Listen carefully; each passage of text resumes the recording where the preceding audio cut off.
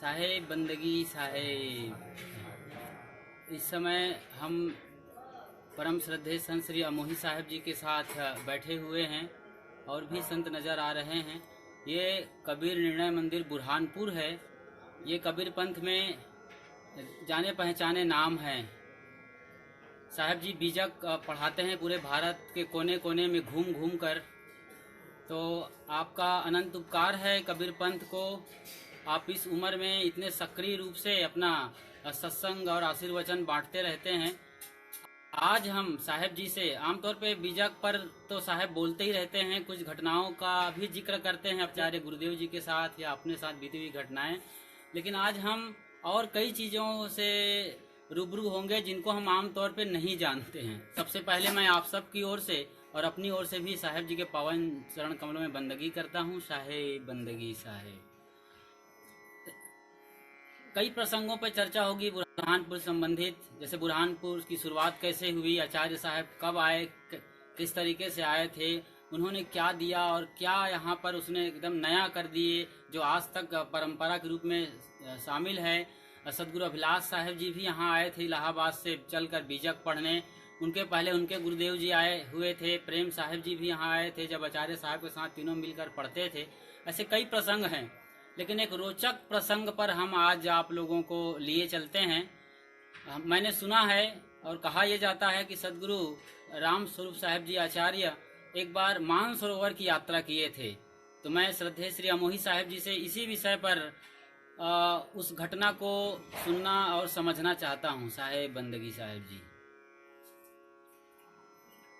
सदगुरु श्री राम स्वरूप साहब जी एक खोजी संत थे। कई दर्शनों का और साहित्यों का अध्ययन भी उन्होंने किया था। इसके साथ साथ वो खोज के लिए मानसरोवर एक बार गए थे, संत को लेकर के गए थे। कुछ दूर के बाद में फिर उन संत को उन्होंने वापस कर दिया जी। फिर साथ में श्री पलटू साहब जो करमेल वाले थे उनको साथ में लेकर के उन्होंने यात्रा की जी। कुछ सन्यासी भी वहाँ मिल गए थे। ठंडी बहुत ज़्यादा थी बता रहे थे, तो सन्यासी मिल गए। उन सन्यासियों के साथ में फिर घूमते घूमते मानसरोवर की यात्रा करने गए। तो वो बता रहे थे कि हंस जो है मोती चुगता है जी और दूध पानी को अलग अलग करता। इस बात को बता रहे थे कि वहाँ दूध नहीं होता है, एक घास होता है और घास से मोती जैसा दूध निकलता है।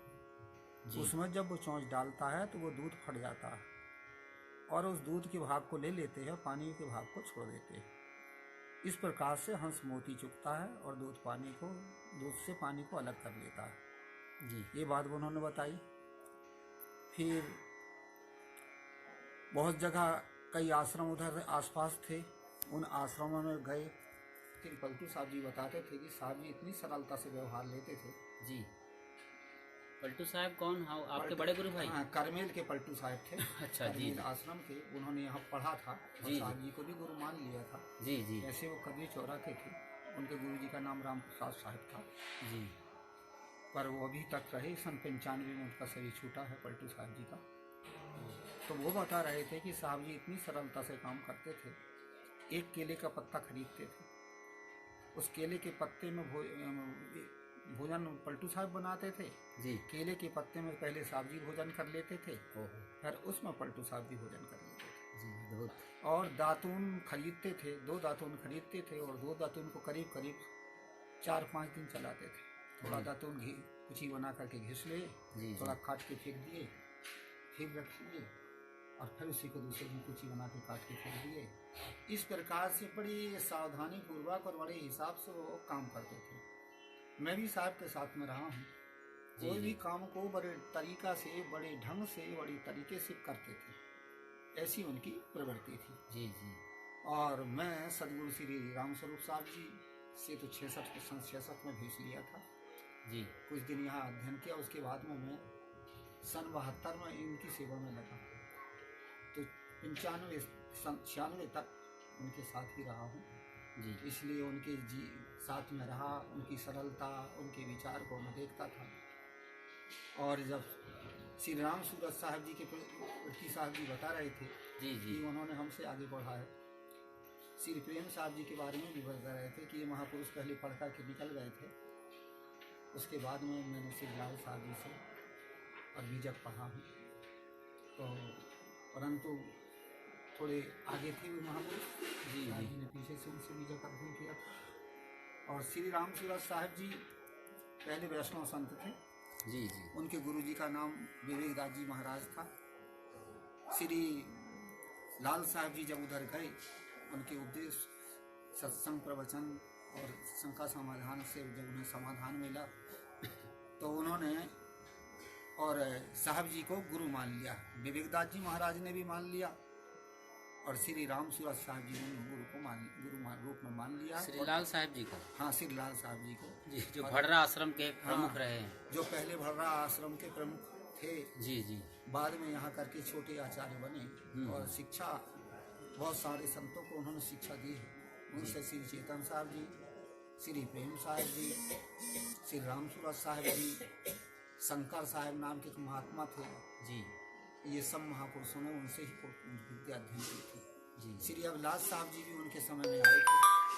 कुछ दिन तक साहब जी रहे यहाँ पर श्री राम सूरत साहब जी का पत्र आ गया कि उनके परिवार वाले कुछ परेशान कर रहे हैं, इसलिए तुम यहाँ पर एक बार आओ जी, उनको समाधान कर दो।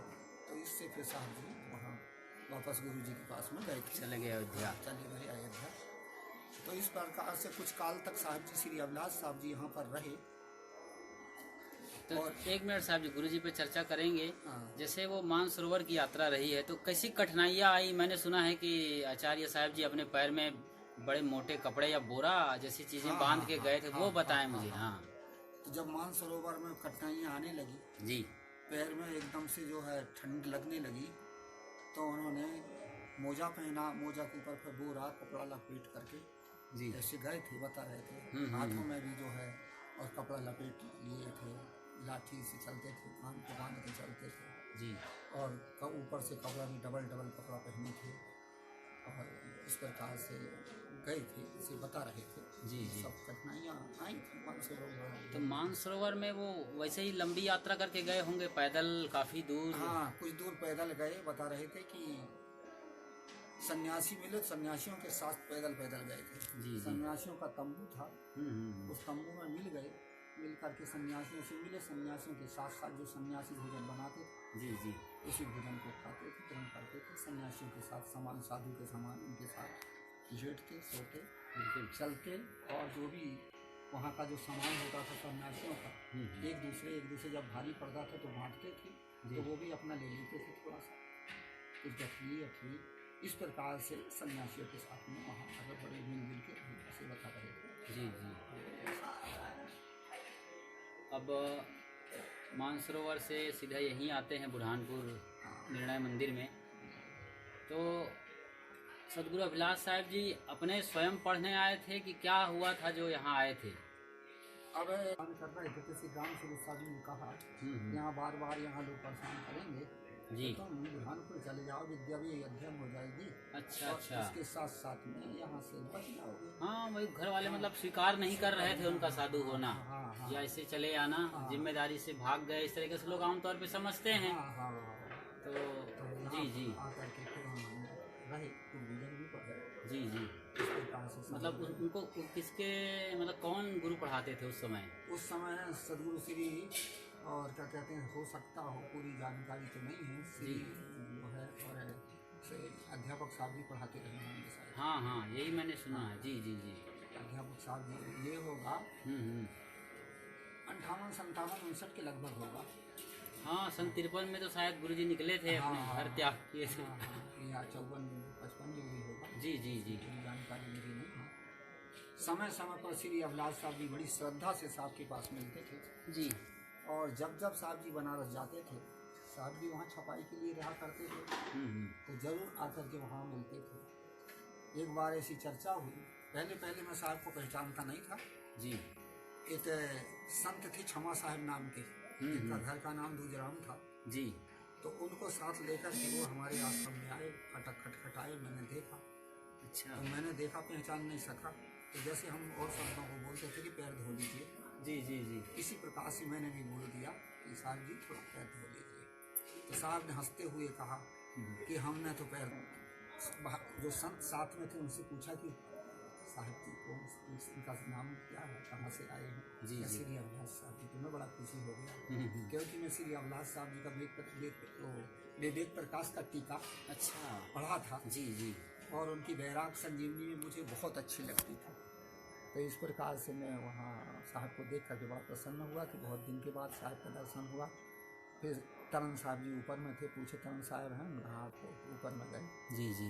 ऊपर में जा करके फिर मिले जुले, मैंने भोजन बनाया, भोजन बना करके फिर भोजन खाए पिए। दूसरी बार और फिर साहब आए तो गुरबोध साहब को लेकर के आए थे। जी जी। केवल 2 मूर्ति? हाँ 2 मूर्ति। तो आए तो मैं तो वहाँ रहता था, आकर के मिले। आम लाए थे चढ़ाने के लिए, पर बंदर बाहर रख दिए तो बंदर ने उठा के ऊपर ले गया। अरे फिर हम नीचे आए, अरे आम कहाँ गया, आम कहाँ गया। मैं बड़ा डरा कि क्या आम कैसे हो गया। जब ऊपर जाके देखा तो वो बंदर आम खा रहा था, कपड़ा को फाड़ दिया था। जी जी जी। फिर शिवपुरवा काशी में आए तो वहाँ पर मुझे बुलाए कि साहब को भी निमंत्रण दो, मैं भी गया जी। फिर मेरे से उन्होंने चर्चा किया, पारक सिद्धांत पूर्ण समझ गए उनको साहब? हाँ कुछ तो समझा हूँ जी। तो उन्होंने कहा कि बताइए पारक एक है कि अनेक, और जीव एक है कि अनेक? मैंने कहा साहब जी जीव अनंत है और पारक एक है। जी। जीव क्या है उनका, जीव पारक क्या है उनका, जीव का स्वरूप है। तो पारक और जीव तो एक हो गए फिर, और एक को आप अनेक कहते हैं और एक को कहते हैं एक। तो उनका हाँ साहब जी गुण एक होता है और गुणी अनंत होते हैं। इसी प्रकार से जीव जो है गुणी है, अनंत है। जी जी। और गुण सबका, पारक एक है। साहब बहुत जोर से हंसे और पीठ में हाथ ठोकते हुए बोले कि हाँ समझ गए पारक सिद्धांत को। तो थोड़ी साहब के साथ चर्चा हुई, इसी समय से साहब के साथ बड़ा मेल हुआ। जी जी। एक बार और बनारस में जब आए तो दोनों महापुरुषों का संवाद जब होता था तो मुझे बहुत अच्छा लगता था। श्री राम स्वरूप साहब जी और श्री अभिलाष साहब जी तो चर्चा किए कि साहब जी ये बीजक के विषय में आप बताइए कि ये बीजक छपा उसके बाद कितने साल के बाद, लिखने के कितने साल बाद छपा, फिर बुरहानपुर की प्रगति कैसे कैसे हुई, श्री काशी साहब जी कब आए, जी जी, इस चर्चा पर कुछ आप बताएं। तो साहब जी ने बताया जी जी कि बीजक 73 वर्ष तक पांडुलिपि में रहा है। उसके बाद में श्री निरोत्तम साहब जी और श्री काशी साहब जी ने मिल करके उसको बम्बई प्रेस में दिया। जी जी। श्री काशी साहब ने यहाँ पर आकर के बहुत बड़ी प्रगति की, उन्होंने बीजक पढ़ा। जितने भी ग्रंथ थे, आर्थिक स्थिति यहाँ की कमजोर थी, बम्बई प्रेस में उन ग्रंथों को उन्होंने लिया और क्या कहते हैं कि पारक सिद्धांत की एक विशिष्ट शैली उन्होंने खोला। जड़ चेतन भित प्रकाश, निरपक्ष ज्ञान दर्शन, सत्यज्ञान बोध नाटक, ये उनके ग्रंथ हैं। जी जी। और यहाँ पर संतों की पढ़ाई का भी उन्होंने शुरू किया। और ये जो बुरहानपुर में घंटी बजती है जी, तो इस घंटी का भी नियम उन्होंने शुरू किया।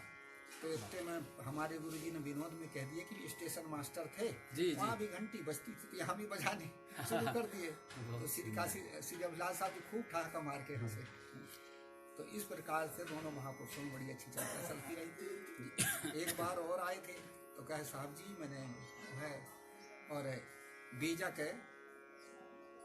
के बारे में कुछ लिखा हूँ, उसका नाम क्या रखूँ? जी। तो साहब जी ने कहा उसका नाम रखो बीजक शिक्षा।